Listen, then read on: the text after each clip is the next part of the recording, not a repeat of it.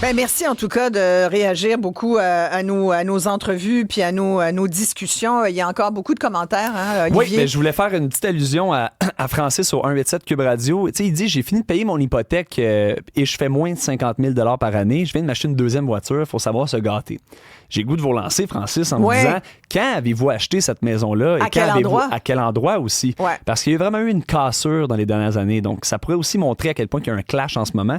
Je vous invite à nous réécrire au 187 Cube Radio ou à nous appeler, hein, 1877-827-2346. Et ça dépend de son âge aussi. Vraiment. Parce que, à Francis, parce que ce que nous disait tout à l'heure à nos invités, c'est qu'il y a beaucoup aussi d'endettement chez les plus jeunes. Là. Il n'y a jamais de jeunes, là, de ton âge, puis jusqu'à 34 ans, là, assez endettés, pas mal plus endettés que leurs parents au même âge. Les gens, je trouve que les gens de mon âge, puis je suis capable de le dire, moi je ne suis pas, je fais pas partie de ces gens-là, là, mais il y en a beaucoup qui dépensent énormément, là, qui sont vraiment dépendants à l'achat. Puis je pense que ça, il va y avoir des répercussions dans le futur parce qu'on sait, une retraite, ça vient quand même assez rapidement et pas un sou, c'est pas drôle. Non, exactement. Alors, je voulais vous payer. Vous savez qu'il y a toujours des situations qui sont problématiques dans les villes. Il y a souvent des négociations difficiles, des conflits de travail qui se détériorent parce que là où on manque d'argent, puis des fois on manque de moyens, puis en ce moment, depuis quelques années, c'est le tirage de couvertes d'un bord et de l'autre. D'ailleurs, des deux côtés à Châteauguay, tout le monde est d'accord pour dire qu'il y a un climat de travail toxique qui nuit au dialogue. Alors, qu'est-ce qui se passe exactement? Ça va vous intéresser parce que tous les contribuables qui se plaignent des services en perte de qualité dans leur ville, puis des chicanes entre les cols bleus puis les élus qui nuisent aux citoyens, là, alors vous nous direz si dans votre ville, ça ressemble aussi à ça, n'est-ce pas, Olivier? Oui, appelez-nous 1877-827-2346 ou écrivez-nous 187 Cube Radio. Alors, je vous fais le petit topo vite. Le maire Éric Allard de Châteauguay a publié une vidéo qui dénonçait les tactiques de pression du syndicat des cols bleus. En fait, c'était au moment du conseil de ville lundi. Et là, tactique de pression du syndicat des cols bleus. Ils veulent pas s'entendre, pas capables de négocier avec eux. Bref, ça va pas bien. Ce qui a créé une réaction, évidemment, du syndicat. On va leur parler après, mais tout de suite, je vous présente le maire de Châteauguay, Éric Allard. Bonjour, Monsieur Allard. On va monter votre son. Oui, allez-y, bonjour. Est-ce que vous m'entendez bien? Moi, je vous entends très bien. Est-ce que vous m'entendez super. bien? On vous entend. Oui, là, on vous entend. Là, racontez-nous, faites-nous le topo. Là, je viens de le faire un peu, là, mais plus précisément. Vous êtes un peu à bout, puis vous dites, d'ailleurs, je pense qu'on a un extrait qu'on va entendre là, juste de votre sortie. On sentait là, que vous étiez exaspéré. Vous dites, nous, à Châteauguay, là, on va dans le mur. Je ne suis pas ici pour faire la négociation sur la place publique. Ce n'est pas mon rôle et ce n'est pas ce que je souhaite non plus. Mais quand un syndicat choisit de lancer une campagne publique de désinformation, quand il tente de salir la réputation de la ville et d'induire les citoyens en erreur, je n'ai pas le luxe de me taire. Parce qu'à un moment donné, le silence devient une faiblesse et ni moi ni le conseil sommes ici pour être faibles. La sous-traitance, on va arrêter l'hypocrisie. Soyons honnêtes, quand la Ville parle de sous-traitance, ce n'est pas pour abolir les travaux publics, ce n'est pas pour mettre à pied des employés et ce n'est pas pour démanteler quoi que ce soit. Alors, là, il y a des enjeux de sous-traitance, il y a des campagnes de salissage. Vous l'avez dit, là, si ça continue, on s'en va dans le mur. Racontez-nous ce qui se passe chez vous. Là. Je pense que ça fait depuis, 3 ans qu'il n'y a pas de convention collective avec vos cols bleus. Ils sont à peu près 120 employés, c'est bien ça? Oui, en effet, la convention collective a été échue depuis 2023. Mais ce qui a tout déclenché, c'est la campagne de publicité qui a été amorcée par le syndicat des cols bleus de la ville de Châteauguay. Parce que normalement, j'aurais pas fait une sortie comme celle-là. Sauf que là, je dois vous dire, il y a des abribus qui sont couverts, il y a des pamphlets qui ont été distribués dans les portes, il y a les médias sociaux qui sont couverts de cette campagne de désinformation-là. Il y en a eu à la télévision, il y en a un petit peu partout dans les médias. Donc, à un moment donné, il fallait que je réponde, puis que je vienne rectifier le tir. Parce que vous savez, ce que j'ai déclaré à la séance de conseil, c'est les problématiques qu'on a pour avoir des employés qui viennent faire le travail. J'avais donné l'exemple du déneigement au cours de la dernière fin de semaine. Vous savez que ce problème-là s'applique à l'ensemble des services de la ville bien souvent, où il faut qu'on fasse beaucoup d'appels pour avoir une équipe qui travaille parce que les cols bleus finissent leur semaine de travail le jeudi à 5 heures. Donc, tout est en surtemps. Alors, attendez, on a eu la une semaine, c'est 4 jours, une semaine de travail pour un col bleu à Châteauguay. Là. Ils finissent le jeudi, donc le vendredi, samedi, dimanche. Là, c'est tout du monde en temps supplémentaire, c'est ça? Exactement. Ou alors, vous, ce que vous dites, c'est on peut-tu, s'ils veulent pas travailler, parce qu'il y a un enjeu, il semble que vous ayez de la misère à aller les convaincre, les cols bleus, de travailler. C'est ça votre enjeu? Ben, je vais vous donner l'exemple justement de la fin de semaine dernière. C'était une petite tempête, là, on s'entend, c'était 5 cm. Là. Quand j'ai mentionné qu'on a fait 319 appels pour avoir 12 personnes, c'était 13 en réalité, mais c'est pas grave, ça fait pas une si grosse différence. On avait 3 opérations qu'on essayait de mettre en place. Soit le vendredi soir, on souhaitait avoir 16 véhicules sur la route. On a eu 9 employés qui ont accepté de rentrer. Le samedi matin, on en souhaitait 6, on en a eu 1. Le dimanche, on en souhaitait 6, on en a eu 3. Donc, à chaque fois, on fait des appels, on passe à travers de la liste pour chacune des spécialités. Donc, au total, on souhaitait 28 véhicules, on en a eu 13. Donc, c'est en surtemps. Donc, là, ce qu'on dit maintenant, c'est, on a besoin d'un coup de main du privé, on a besoin de cette flexibilité-là. C'est ce qu'on souhaite au départ. Hey, 319 appels pour aller chercher 13 employés pour leur convaincre de rentrer le vendredi, le samedi ou le dimanche parce qu'il y a eu de la neige. Mon Dieu, qui font ces appels-là? C'est les contremaîtres, c'est les gens aux travaux publics. Mon Dieu, mais ça doit prendre des heures à convaincre les gens de rentrer au travail. Exactement. Puis là, l'exemple du déneigement, c'en est un, mais je peux vous dire qu'il faut faire également plusieurs appels quand on a un bris d'aqueduc, par exemple. Il faut faire toutes ces choses-là. Dans des cas d'urgence, il faut tout le temps faire beaucoup d'appels. C'est pas efficace du tout. Là. Puis au bout de la ligne, c'est la population qui paye pour ce manque d'efficacité-là. Mais sais-tu, parce que les conditions de travail c'est un moyen de pression qu'ils veulent pas rentrer puis qui vous forcent à les appeler comme ça des centaines d'appels parce qu'ils disent là, ça fait 3 ans, vous êtes pas négociable, vous êtes de mauvaise foi, vous venez pas à la table des négos. Nous, on veut améliorer nos conditions de travail. Au niveau du salaire, c'est-tu correct ce que vous offrez ou ça n'a juste pas de bon sens? Ah non, je pense que les employés de la ville de Châteauguay sont très bien traités et je serais pas fier du traitement que les employés de la ville ont s'il n'y avait pas un salaire adéquat, s'il n'y avait pas des conditions adéquates. Je peux vous garantir que tous les employés de la ville sont bien traités. C'est quoi le salaire adéquat, mettons, là? Ils gagnent combien un col bleu à Châteauguay? J'ai pas les détails de chacun, mais ce qu'on m'avait dit, c'est qu'un col bleu à 4 jours semaine fait environ 72 000 sans aucun overtime de base. Là. Ça, c'est... Okay. C'est peut-être pas les chiffres exacts, mais c'est les chiffres qu'on m'avait dit, là, donc à la voirie. Donc, c'est quand même un très bon salaire à travailler 4 jours semaine. Là, vient se rajouter le surtemps par-dessus tout ça. Ouais. Mais ce que je dois vous dire, par contre, qui est bien important, vous savez, la table de négociation, ça vient de se terminer, mais on a eu un médiateur qui a été inclus dans le processus. Le médiateur a fait une offre globale pour les deux parties. Tout le monde devait mettre de l'eau dans son vin. On a mis de l'eau dans notre vin, puis on a accepté cette offre de la médiation. Puis malheureusement, le syndicat des cols bleus, l'exécutif en tout cas, a refusé cette offre-là. On pensait que c'était une belle voie d'ouverture, mais il faut qu'on trouve un moyen de s'entendre. Oui. Là, on va essayer quelque chose, parce que là, évidemment, je ne vous mettrai pas les deux ensemble, ça va se pogner, mais... je sais que Stéphane Paré, qui est le conseiller syndical pour l'école bleue de Châteauguay, est à l'écoute. Est-ce qu'on peut aller à Stéphane, donner le droit de réplique maintenant? Je reviendrai à vous, Monsieur le maire. Alors, bougez pas. Stéphane Paré, vous êtes là? Oui, bonjour. Bonjour. Alors, j'avais envie de vous demander votre réaction à ce que vient de dire le maire de Châteauguay jusqu'à maintenant. Là. Comme je dis, à la table de négociation, nous, ce qu'on prétend, c'est que les demandes de l'employeur doivent être documentés. Donc, ils doivent déposer un plan.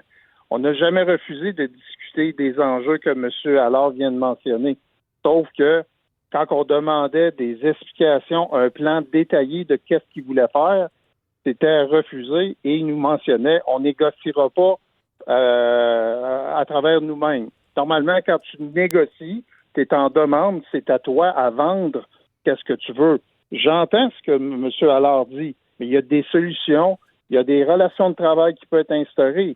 Mais présentement, le climat de travail est tellement malsain que les relations de travail n'existent pas. Mais de dire que le syndicat a démontré de la fermeture, c'est inexact. Mais 319... Quand M. Allard mentionne... Oui, 319 appels. L'offre du médiateur, on a fait une contre-offre incluant une partie de l'offre du médiateur dans notre dernière offre le 2 février, et l'employeur n'a même pas daigné regarder notre document. Vous voulez... dire qu'il Ouais. est pour refuser. Vous voulez quoi? Vous voulez des augmentations de salaire? Vous voulez pas qu'il y ait de sous-traitants en même temps? Ah, c'est ça un peu que vous voulez, M. Paris? Non. Non? C'est la sous-traitance. On a dit qu'on était ouvert à la discussion depuis le mois de mai 2025. OK. Mais on voulait des informations, un plan de la ville, à savoir qu'est-ce qu'ils voulaient. On n'a pas ça à ce jour. Et Alors, nous, on est prêt à regarder. On est prêt à regarder la flexibilité. On est prêt à tout regarder. Mais donnez-nous votre plan et non un chèque en blanc. C'est ça qu'on n'aime pas. Et C'est le chèque en blanc qui vient avec. 319 appels pour aller chercher, pour forcer 13 travailleurs à aller déneiger. Là. Moi, je comprends la ville de dire ça n'a pas de bon sens. Là, on fait perdre l'argent du contribuable. Moi, j'habite à Châteauguay, puis je me dis, voyons, calvaire, là, déneiger donc. Là. Les gens, c'est les citoyens là, qui, pendant ce temps-là, voient les bancs de neige pas déneigés parce que ça se pogne d'un bord et de l'autre. 300 Oui, mais appels. Mme Maréchal, Ouais. si le monsieur le maire ou ses représentants avaient cogné à la porte du syndicat pour dire « Hey, ça n'a pas de maudit bon sens, qu'est-ce qui est arrivé en fin de semaine? » Je peux vous garantir que mes représentants auraient été assis à table devant puis essayer de voir s'il y a des solutions à apporter. Là, ce que monsieur le maire a fait, c'est de faire une sortie publique pour mépriser un peu l'école bleue, parce que moi, je ne connais pas l'enjeu. Qu'est-ce qu'il a mentionné? Je ne connais pas l'enjeu. On nous a informés de ça le lundi soir. On n'a jamais été avisé avant que c'était problématique. Alors, nous, on est ouverts. On veut faire des relations de travail. On veut négocier. On a invité la ville à revenir à la table de négo. On l'a fait le 2 mai, pas le 2 mai, le 2 février, devant le médiateur, qu'on est prêt à recommencer une médiation avec le médiateur. Et on leur refait une offre de repartir la négo hier par lettre aux représentants de l'employeur. Vous dites qu'il y a un climat toxique à Châteauguay. Vous avez demandé une enquête au ministère là, sur le climat de travail, au ministère du Travail, c'est ça, sur le climat de travail? Oui. Il y a une enquête du ministère du Travail sur le climat de travail à Châteauguay? Ou? L'employeur a refusé notre proposition d'enquête. Ils n'ont fait une de leur côté qu'on n'accepte pas. On trouve que c'est subjectif comme enquête. Mais comme je dis, on a des enjeux sur la mécanique, comment ça s'est fait. Mais on l'avait demandé une enquête indépendante avec un représentant du ministère du Travail, mais ça a été refusé du côté de la ville. Bon, ben je retourne vers monsieur. Merci Stéphane Paré. Je retourne voir Éric Allard qui réponde à ce que vous venez de dire. Monsieur, vous êtes le maire de Châteauguay, monsieur Allard. Climat de tension, climat toxique. Là, on est rendu. Le syndicat voulait même une enquête indépendante. C'est vrai que vous avez refusé? On a fait une enquête indépendante. C'est pas nous qui avons fait de l'enquête. On a fait appel à l'externe pour venir faire une enquête indépendante sur le climat de travail, qui en effet est qualifié de toxique. Il n'y a aucun doute qu'il y a des choses qui doivent être corrigées dans l'approche, dans la façon de faire. C'est très vrai, mais comme je vous dis, on voulait justement être transparent et objectif dans le processus. On a fait appel à une firme externe pour faire cette enquête-là. Donc, mais comment on sort de là? Parce que, regardez, Stéphane Paré dit, nous, on est bien ouverts, on veut retourner à la négo, on veut juste avoir un plan, là. On veut pas un chèque en blanc, c'est-à-dire on veut pas là, être mis devant le fait accompli ou pas savoir où est-ce qu'on s'en va. Moi, ce que j'entends, c'est que le syndicat dit, appelez-nous si vous avez de la misère à trouver du monde. On va le dire à nos syndiqués qui aillent déneiger. Vous avez l'air de sourire, vous croyez pas à ça? Ben, écoutez, c'était pas un événement isolé que c'est la première fois que ça arrive dans la ville de Châteauguay en fin de semaine dernière, là. C'est quelque chose à chacune des tempêtes qu'on vit. Donc, de prétendre qu'il n'est pas au courant, je veux dire, à un moment donné, jouer à l'autruche, il faut arrêter, là. Mais, comment on règle ça, là? Il nous reste 2 minutes, là. Comment on règle ça, M. Allard? Il faut retourner à la table puis négocier, parce que l'offre qui a été déposée suite à l'offre la proposition du médiateur qu'on a reçue, c'était essentiellement la même chose qu'au départ, mais on était ouvert à avoir des gens de soir, mais il fallait embaucher 13 personnes de plus. Là, à un moment donné, les dépenses, il faut qu'on contrôle nos choses. C'est pas logique de juste ajouter du monde pour ajouter du monde. Il faut améliorer notre agilité, notre flexibilité et certainement d'être plus efficient dans nos travaux. Bon, ben merci beaucoup, Éric Allard, maire de Châteauguay. Stéphane Paré, c'est vrai ça que vous demandez des embauches d'employés permanents pour faire la job? Il y a bien des citoyens qui vont être d'accord avec ce que vient de dire le maire de Châteauguay. Là. On ne peut pas toujours plus engager des nouvelles personnes. C'est le même citoyen qui paye. Là. Non, je sais, mais encore là, nous, on a proposé 13 parce qu'on croit que ces 13-là vont éliminer l'entièreté de la sous-traitance à l'interne, mais c'est pas une offre ferme de dire qu'on est immuable là-dessus. C'est de discuter avec l'employeur parce que là, on répond sans avoir un plan de la ville. Mais là, qu'est-ce qu'ils vont faire avec les réguliers qui sont présentement là? Qu'est-ce qu'ils vont faire avec le plancher d'emploi qu'ils veulent abolir? C'est des conditions de travail assez importantes. Nous, là, c'est comme on dit, que la ville nous dise clairement c'est quoi son plan. Puis que nous autres, là, on va le regarder sérieusement, puis on va faire des retours. C'est une table de négociation. C'est pas une table d'imposition des conditions de travail de l'employeur. Il faut qu'il s'entende avec ses cols bleus. Mais ça fait 3 ans. Moi, ce que je comprends pas dans tout ça, puis je vous écoute depuis tout à l'heure, là, ça fait 3 ans que vous vous boudez, qu'il y a un climat toxique. Mais là, si c'est pas une question d'argent ni de conditions, là, vous voulez un plan. Ouais, c'est une question de conditions, mais oui, mais de plan de sous-traitance. Si c'est juste un plan, la solution, puis que c'est une question de s'asseoir puis de s'écouter, je veux dire, pourquoi vous vous boudez comme ça pendant que le but, c'est justement de s'écouter? C'est de l'écouter puis d'avoir un plan. Après ça, là, nous, là, on a la responsabilité de vendre ça si on entend de principe à nos membres. Si on n'est pas convaincu de ce plan-là, qu'est-ce qui risque d'arriver? Que ça va être rejeté? Nous, on a une responsabilité auprès de nos membres si on adhère sur la proposition de l'employeur, de le vendre à nos membres pour qu'ils l'acceptent. Si on prend un chèque en blanc, mais tu sais, ça prend 319 appels pour faire sortir des syndiqués. À un moment donné, c'est sûr, M. Paré, le monde vont dire, écoutez, si vous ne voulez pas travailler, il y en a d'autres qui vont faire la job. À chaque tempête de neige, c'est ce qu'il dit. C'est le citoyen qui paye pour ça. Pensez-vous que ça va finir par aboutir, votre affaire? Normalement, là, on est pogné pour s'entendre, comme on dit en beau québécois. On va prendre de vos nouvelles. On va s'entendre, puis à Châteauguay, les pompiers, ça a pris 4 ans. Ouais, mon Dieu, êtes-vous sérieux? Ben oui.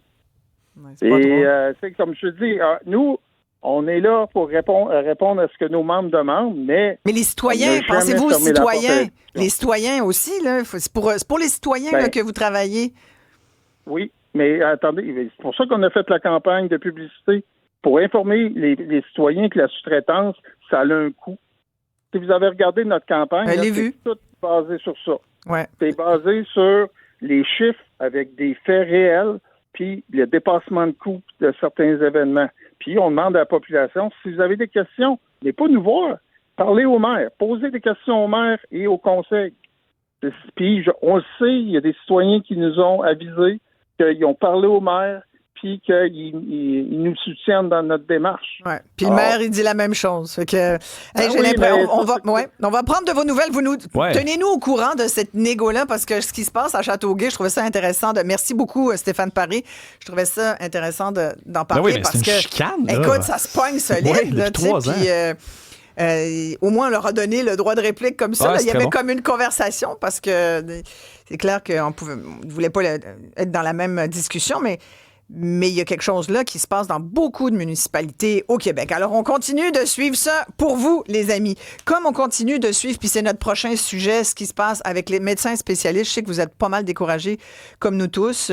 On sait que l'entente avec les médecins omnipraticiens, sincèrement, on nous promet 500 000 rendez-vous de plus d'ici à juin prochain. On a vu qu'avec le nouveau mode de rémunération, il y a des médecins qui pourront être payés sans même rencontrer le patient. Puis c'est les infirmières praticiennes qui nous disaient cette semaine que ça avait juste pas de bon sens. Tu sais, fait que t'as pas de pénalité, t'as plus d'argent. Est-ce que... Puis ça a l'air, ils sont pas tant contents d'être revenus au travail. Évidemment, là, on généralise. Je suis sûre qu'il y a des médecins, puis on en parle régulièrement avec certains. Heureusement, c'est réglé. Mais là, avec les spécialistes, on fait quoi? Il y a une lettre fort intéressante dans Le Devoir aujourd'hui de David Levine. C'est notre prochain invité. Il a géré de nombreux hôpitaux. Puis lui, il y a un plan, une espèce de nouveau modèle pour le système de santé québécois. On va l'écouter.